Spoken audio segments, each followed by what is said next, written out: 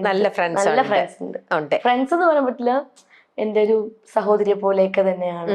വീട്ടിലെത്താനും മെമ്പറിനെ പോലെ തന്നെ. അപ്പൊ നമുക്ക് മനസ്സുകൊണ്ട് വളരെ അടുപ്പം തോന്നുന്ന പോലത്തെ ഒരു റിലേഷൻഷിപ്പ് അല്ലെ.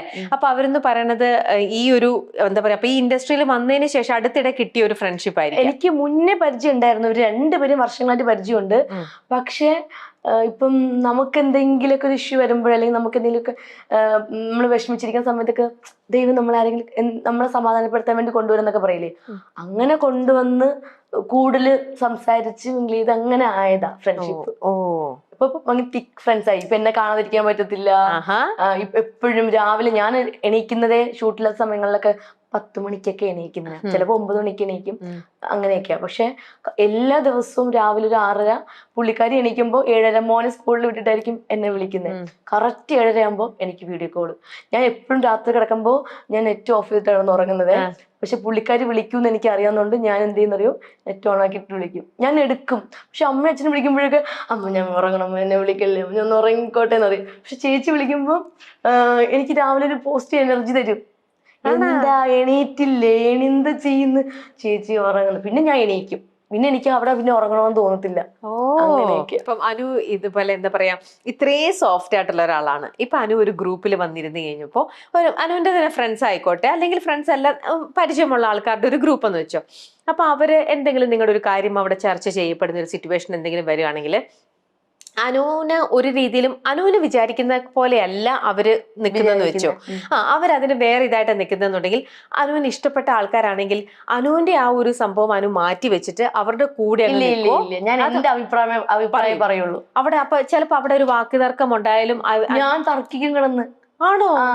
എന്നിട്ട് നമ്മൾ അടിയാവും. അപ്പൊ അനുവിന് ഇഷ്ടമുള്ള ആൾക്കാരാണെങ്കിലും അതോടെ ചിലപ്പം തർക്കിക്കും. അപ്പൊ അതോടെ ചിലപ്പോ ചില ബന്ധങ്ങൾ അങ്ങനെ പോണെങ്കിൽ പോട്ടെന്ന് വിചാരിക്കും. അതെന്തുവാ, അനുവിന് എപ്പോഴും അത് അങ്ങനെയാണ്, ഇല്ല വിട്ടുകൊടുക്കത്തില്ല, ഇതെനിക്ക് അറിയുന്ന കാര്യം. ചിലപ്പോ ഞാൻ പറയുന്ന കാര്യം ചിലപ്പോ സത്യമാണോന്നില്ല, പക്ഷെ അവര് പറയുന്ന കാര്യം സത്യമാണ്, രണ്ടും സത്യമായിരിക്കില്ല. പക്ഷെ എനിക്കറിയാവുന്ന കാര്യവും അല്ലെങ്കിൽ എനിക്ക് പറയാനുള്ള റൈറ്റ്സും ആയിരിക്കും ഞാൻ അവിടെ പറയുക. അല്ലെങ്കിൽ മറ്റാളെ ഒന്ന് പൊക്കാൻ വേണ്ടി അയാളുടെ കൂടെ നിൽക്കാൻ വേണ്ടിയിട്ട് അയാളെ സപ്പോർട്ട് ചെയ്ത് നിൽക്കത്തില്ല. ഞാൻ എന്റെ അഭിപ്രായം മാത്രമേ പറയുള്ളൂ. അതെപ്പോഴാണെങ്കിലും അങ്ങനെയുള്ള ഒരു അടി ഉണ്ടാക്കും. ഞാൻ ചില തമാശയ്ക്ക് അടി ഉണ്ടാക്കുന്നത്. ഞാൻ എവിടെ പോയാലും പിണക്കാൻ ഭയങ്കരമായിട്ട് വലിയ പ്രശ്നം ഉണ്ടാക്കാൻ പോകത്തില്ല. ചിലപ്പോൾ പോവാൻ നേരത്തോ നീ അങ്ങനെ പറയാൻ പാടില്ലായിരുന്നു, ഞാൻ പിന്നെ ഉള്ളതല്ലേ പറഞ്ഞത്, എന്നാലും വിട്ടു കൊടുക്കത്തില്ല. ഞാൻ ഉള്ളതല്ലേ പറഞ്ഞു, ശരിക്കും കൂടി അതെങ്ങനെയാണ്, അല്ല അതങ്ങനെ തന്നെ എടി അങ്ങനെയാണ്, വേണ്ട നമ്മളിത് ഇവിടെ വെച്ച് നിർത്തി, അങ്ങനെ പറഞ്ഞ് നിർത്തും. അപ്പൊ എന്തെന്നൊക്കെ പറഞ്ഞാലും അവിടെ ഇഷ്ടം അങ്ങനെ പോകുന്ന ഇഷ്ടമാണെങ്കിൽ പോയിക്കോട്ടെ. പക്ഷെ അനുവിന്റെ ശരിയെന്ന് തോന്നുന്നത് ഇപ്പൊ കുഞ്ഞു കുഞ്ഞു കാര്യങ്ങളാണെങ്കിൽ നമ്മൾ അത് ആ ഒരു തമാശക്കേ വിടുള്ളൂ. ഭയങ്കര വലിയ സീരിയസ് ആയിട്ടുള്ള കാര്യമാണെങ്കിൽ അങ്ങനെയല്ല, ഇത് എനിക്കറിയാം ആ സത്യമാണെങ്കിൽ മാത്രം ഞാൻ പറയും അതങ്ങനെ അല്ല, എനിക്കറിയാം, ഞാൻ കണ്ടതാണ്, എന്റെ കണ്ണുകൊണ്ട് കണ്ടതാണെങ്കിൽ മാത്രമേ ഞാൻ പറയുള്ളൂ അത് സത്യമാണെന്നുള്ളത്. കണ്ണിൽ കണ്ടില്ലെങ്കിൽ ഞാൻ ഒരിക്കലും സപ്പോർട്ട് ചെയ്യത്തില്ല. ആണോ? എന്റെ കണ്ണിൽ കണ്ടിട്ടുണ്ടെങ്കിലും അല്ലെങ്കിൽ ഞാനത് സത്യം അറിഞ്ഞിട്ട് അല്ലെങ്കിൽ ആ വ്യക്തി എൻ്റെ അടുത്ത് പറഞ്ഞ് തെറ്റ് ചെയ്ത ആള് എൻ്റെ അടുത്ത് സത്യം പറഞ്ഞിട്ടുണ്ടെങ്കിൽ ഞാൻ അയാളെ കൂടെ നിന്ന് സപ്പോർട്ട് ചെയ്ത്, അയാൾ തെറ്റ് ചെയ്താലും ശരി ചെയ്താലും ഞാൻ അയാളുടെ കൂടെ നിന്നിട്ട് പറയേണ്ട കാര്യങ്ങൾ പറയും മുഖത്ത് നോക്കിയിട്ട്.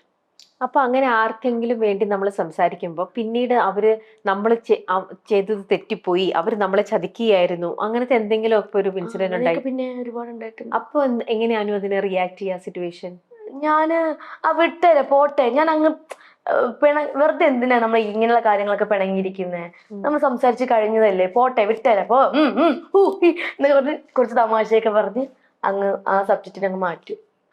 ആ ഉള്ളിൽ കാണുവർക്ക് ആ വേദന അത് പോകത്തില്ല. അത് ഇത്ര ജന്മം കഴിഞ്ഞാൽ ചിലപ്പോൾ എന്നാലും അവള് എന്നെ കുറ്റപ്പെടുത്തി പറഞ്ഞല്ലോ, അങ്ങനെ അവള് ശരിയല്ല, അവള് വിശ്വസിക്കാൻ പാടില്ല, ചിലപ്പോൾ പറയുമായിരിക്കാം. ഞാൻ എന്റെ കാര്യമല്ലേ ശരിയല്ലേ പറയുന്നേ. ചിലപ്പോൾ അവർ അഭിനയിച്ച് നിൽക്കും, വീണ്ടും എവളുടെ കൂടെ നിന്നേ പറ്റുള്ളൂ, അങ്ങനെ നിൽക്കുന്നവര് കാണും.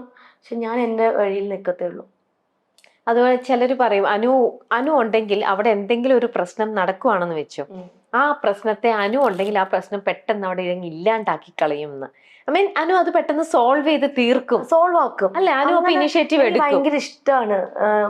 ഇപ്പം എക്സാമ്പിൾ പറയാം, ഒരു അമ്മയും മകനും പിണങ്ങിയിരിക്കുക, വർഷങ്ങളായിട്ട് നടന്ന സംഭവമാണ്. ഒരു 8-9 വർഷമായിട്ട് ഒരു അമ്മയും മകനും പിണക്കത്തില്ല. അപ്പൊ ഞാൻ ആ വീട്ടിൽ ചെന്നു. അവരെന്നെ ഭയങ്കര ഇഷ്ടപ്പെടുന്നവരാ ആ വീട്ടിലുള്ളവര്. ഞാൻ പെട്ടെന്നൊരു സർപ്രൈസ് ആയിട്ട് അമ്മയ്ക്ക് സർപ്രൈസ് കൊടുത്തതാ. ചെന്നപ്പോ മകൻ, ഈ അമ്മ, ആ വീട്ടിലൊരു സഹോദരൻ, 2 സഹോദരന്മാരുടെ അച്ഛയുണ്ട്. അപ്പൊ ഈ മകന്റെ അടുത്ത്, ഈ മൂത്ത മകന്റെ അടുത്ത് ഇവരാരും മിണ്ടുന്നില്ല, അച്ഛൻ മാത്രമേ മിണ്ടുന്നുള്ളൂ. അപ്പൊ ഞാൻ ചോദിച്ചു, എന്താ നിങ്ങളൊന്നും മിണ്ടാത്തത്? അപ്പൊ പറയും, ഒന്നുമില്ല ഇങ്ങനെയൊക്കെ, ഫുഡ് എടുത്തു വിടും, അങ്ങനെ ഇങ്ങനെയൊക്കെ. ഞാൻ ചോദിച്ചു, എന്താ അമ്മ മിണ്ടാത്തേ? അത് മോളെ നമ്മള് മിണ്ടത്തില്ല. എന്തു പറ്റി? അല്ലാതെ 9 വർഷമായിട്ട് അങ്ങനെ മിണ്ടൂല. 9 വർഷമായിട്ട് അമ്മ ഒരു മകൻ്റെ അടുത്ത് മിണ്ടില്ലെന്നോ? എന്താ കാര്യം എന്നൊക്കെ പറഞ്ഞപ്പോ അമ്മ പറഞ്ഞു, അത് ഇങ്ങനെ വാക്ക് തർക്കം, അതാണ്. അമ്മ എന്താ? അപ്പൊ അവൻ പറഞ്ഞു, അവൻ മിണ്ടത്തില്ല, അവൻ ഇങ്ങനെ ജോലി തന്നെ കാശ് കൊണ്ടുവരും പോവും, അത്ര തന്നെ. ഫുഡൊക്കെ പുറത്തുനിന്നാണ് കഴിക്കുന്നത്, ഞാൻ മിണ്ടാറില്ല മോളെ. ഞാൻ നോക്കിയപ്പോ തെറ്റ് ആളുടെ ഭാഗത്ത് നോക്കി, തെറ്റ് അമ്മയുടെ ഭാഗത്തുണ്ട്. അവിടുത്തെ വീട്ടിൽ ഒരു മകന്റെ ഭാഗത്തുണ്ട്. ഇളയ മകൻ മിണ്ടുന്നുണ്ട് കേട്ടോ. ഈ പുള്ളിക്കാരൻ അവർക്ക് വേണ്ടി കഷ്ടപ്പെടുക, ജീവിക്കുക. അങ്ങനെ ഞാൻ ഇവരെ 3 പേര്, അച്ഛനെ വിളിച്ചില്ല, ഇവരെ 3 പേര്, 3 മകൻ, ഒരു 4 പേരെയും കൂടെ കാറിൽ കയറ്റി ഇരുത്തി 1 മണിക്കൂർ ഞാൻ സംസാരിച്ചു. 1 മണിക്കൂർ, അതെന്താ പറയില്ല. സംസാരിച്ചപ്പോ സത്യം പറഞ്ഞാൽ അവർ ഭയങ്കര കരച്ചിലായിരുന്നു. ഇപ്പോൾ അവരെപ്പോൾ വിളിച്ചാലും പറയാ, അതിന് ഒറ്റ ഒരാളാണ് നമ്മുടെ ജീവിതം മാറ്റിയെടുത്തത്. കാരണം 9 വർഷം, 9-12 ആണ് കേട്ടോ. 9 വർഷം ഞാൻ എൻ്റെ മകനായിട്ട് പിണങ്ങിയിരുന്നാണ്, ഞങ്ങൾ ഫാമിലിയായിട്ട്. അതിന് വന്നിട്ടാണ് ഇത് ശരിയാക്കിയെടുത്ത് സംസാരിച്ചതാണ്. പറഞ്ഞാൽ തീരാവുന്ന പ്രശ്നമേ ഉള്ളൂ, ഒരു സംസാരിക്കത്തില്ല അങ്ങോട്ടും ഇങ്ങോട്ടും. അത് ഞാൻ വേണ്ടി വന്നു. അതുപോലെ കുറെ പേരുടെയൊക്കെ പ്രശ്നങ്ങൾ ഞാൻ കേട്ടിട്ടുണ്ട്. എനിക്ക് ഇഷ്ടമാണ് അങ്ങനെയൊക്കെ. ഇപ്പൊ ഭാര്യയും ഭർത്താവൊക്കെ ആയിട്ടൊക്കെ പിണങ്ങിയിരിക്കുമ്പോ ഞാൻ പോയി കോംപ്രമൈസ് ചെയ്യാറുണ്ട്, പിന്നെ അങ്ങനെയൊക്കെ ചെയ്യാറുണ്ട്. ഇപ്പൊ എൻ്റെ അച്ഛനും അമ്മയും എന്ന് പറയുമ്പോൾ ഇപ്പോഴും ഭയങ്കര രസമാണ്. എനിക്ക് അവരെ പോലത്തെ ഒരു ലൈഫ് ഭയങ്കരമായിട്ട് ആഗ്രഹിക്കുന്നുണ്ട്. ഭയങ്കര സ്നേഹമാണ്. എപ്പോഴെങ്കിലും അപ്പൊ തന്നെ മിണ്ടും. അതെ, ഞാനിപ്പോ വരാമേ, ചിലപ്പോൾ 2 ഉണക്കം ഉണ്ടാക്കിയിട്ടിരിക്കും, ഇപ്പൊ വരാട്ടാ എന്നൊക്കെ പറഞ്ഞു പോവും. അപ്പൊ അങ്ങനെ ഞാൻ അവരെ പിണക്കം മാറ്റിയിട്ടില്ല ഇതുവരെ. അവർ മാറ്റുമെന്ന് എനിക്കറിയാം. വേറെ ചേച്ചിയും ചേട്ടനും പിണങ്ങിയില്ലെങ്കിൽ ചെയ്യണമെങ്കിൽ എന്താ വെച്ചാൽ മിണ്ടാതിരിക്കുന്നത്, അങ്ങോട്ടും അങ്ങനെയൊക്കെ തള്ളി വിടും, അങ്ങനെയൊക്കെ പറയും. വേറെ പുറത്തുള്ള എൻ്റെ ഫ്രണ്ട്സിന്റെ അങ്ങനെ ആരെങ്കിലും ഉണ്ടെങ്കിൽ ഞാൻ എന്ത് ചെയ്യും, ചേട്ടനെ വിളിച്ചിട്ട്, അതെ കുറച്ച് നേരമായിട്ട് ചേട്ടനെ പറ്റി ഭയങ്കരമായിട്ട് പൊക്കി പറയണേ, എൻ്റെ പൊന്ന് ചേട്ടാ നിങ്ങൾ ഭാഗ്യമുണ്ട് ഇങ്ങനത്തെ പെണ്ണെ കിട്ടും, ചുമ്മാ പറയുന്നതാ. അപ്പൊ അവർക്ക് ഭയങ്കര സന്തോഷം തോന്നും. വിളിക്കും നേരെ, നീ ഇറങ്ങാറായില്ലേ, വരാറായില്ലേ, അത്രയേ ഉള്ളൂ, തീർന്നു. അങ്ങനെയാണ്. എനിക്ക് ഭയങ്കര ഇഷ്ടം അതൊക്കെ. ചില ആൾക്കാർ ഭയങ്കര ടോക്സിക് ആയിരിക്കും, ഭയങ്കര നെഗറ്റീവായിട്ട് ഇങ്ങനെ തിങ്ക് ചെയ്യുക, നെഗറ്റിവിറ്റി. ചില ആൾക്കാരുണ്ടല്ലോ എല്ലാത്തിനും ഇങ്ങനെ ഒരു നെഗറ്റീവായിട്ടുള്ള രീതിയിൽ.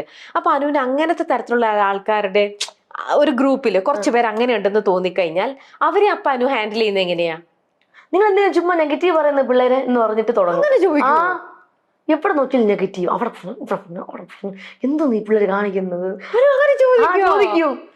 പരിചയമില്ലാത്ത ആൾക്കാരാണെങ്കിലും ഇല്ല, അവിടെ പോയിട്ട് ചോദിക്കും, നിങ്ങൾ എന്തോ നെഗറ്റീവ് ഇരുന്ന് പറയുന്നു ചോദിക്കും. ഞാൻ ചോദിക്കും, ചേച്ചി ആണോ? അപ്പൊ അവരെങ്ങനെ എന്തെങ്കിലും അവര് പറയും, നീ പോയി നിന്റെ കാര്യം നോക്ക്. നീ നിന്റെ കാര്യം നോക്ക്. അപ്പം ചിലപ്പോ നമ്മൾ എല്ലാ കാര്യത്തിലും പോയി ഇടപെടാൻ പാടില്ലല്ലോ. നമുക്ക് നമ്മള് ഇടപെടേണ്ട കാര്യത്തിലാണെങ്കിൽ മാത്രമേ ചോദിക്കൂ.